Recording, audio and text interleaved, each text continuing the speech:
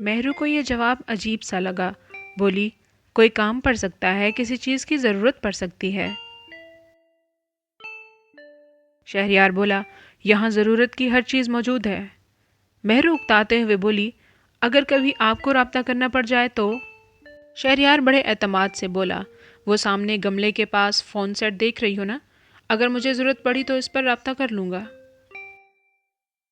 مہرو اس set کو دیکھ کر بولی، کیا یہ کام کرتا ہے؟ شہریار کھانا ختم کرتے ہوئے بولا، تھوڑا مسئلہ ہے اس کا، اس پہ کال آتی ہے، جاتی نہیں ہے۔ مہرو بولی، تو آپ اسے ٹھیک کروا لیں، میں سوچ رہی تھی کہ ایک بار ماموں سے رابطہ کر لیتی۔ شہریار طنزیہ سی مسکراہٹ کے ساتھ بولا، میں تو سمجھا تھا کہ تم ان بے حس لوگوں کو بھول چکی ہوگی۔ خیر ایسا ہے کہ آؤ آج کوئی اچھی سی مووی دیکھتے ہیں۔ شہریار کا موڈ ایک دم سے خوشگوار ہو گیا۔ وہ مہرو کو ٹی وی کے سامنے لے گیا اور اسے آن کر کے چینل گھمانے لگا۔ مہرو کی عدم دلچسپی کو دیکھتے ہوئے بولا، ادھر آؤ، میرے قریب بیٹھو، سنو، ہر انسان کا ایک تاریک پہلو ہوتا ہے، تم سمجھ رہی ہو نا میری بات؟ Dark side. چلو اب بتاؤ کس قسم کی مووی دیکھیں؟ مہرو بولی، وہ میری انگریزی اتنی اچھی نہیں ہے تو مجھے ٹھیک سے سمجھ نہیں آتی۔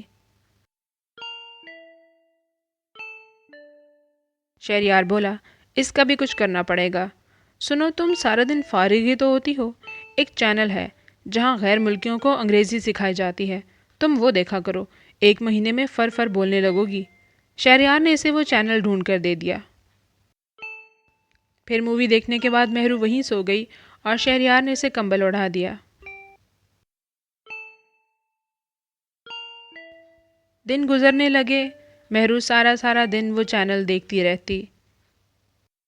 رات کو شہریار کھانا لے کر آتا، وہ دونوں کھاتے، ادھر ادھر کی باتیں کرتے، کوئی مووی دیکھ لیتے اور پھر سو جاتے۔ صبح ہوتی، مہرو کو کھانا بنا ہوا ملتا، روز ایک پھول کے ساتھ ایک کاغذ کا ٹکڑا ہوتا جس پر کچھ نہ کچھ لکھا ہوتا، بس یہی تھی روز کی روٹین۔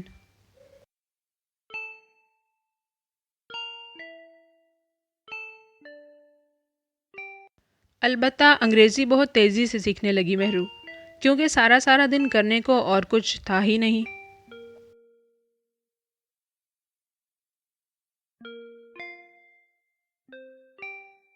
ایسا کبھی نہیں ہوتا تھا کہ شہریار دن کے وقت گھر پر ہوتا۔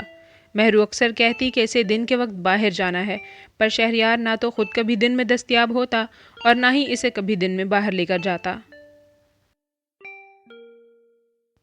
ایک رات شہریار گھر لوٹا تو ہمیشہ کی طرح اسے مہرو لاؤنج میں نہیں ملی۔ وہ تھوڑا پریشان ہو گیا اور ادھر ادھر دیکھتا ہوا پھرتی سے بیڈ روم میں گیا۔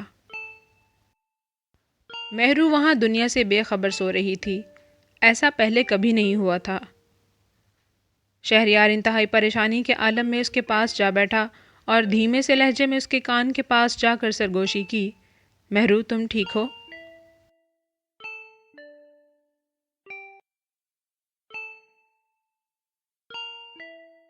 اس نے آنکھیں کھولی اور شہریار کو دیکھ کر بولی، آپ کب آئے؟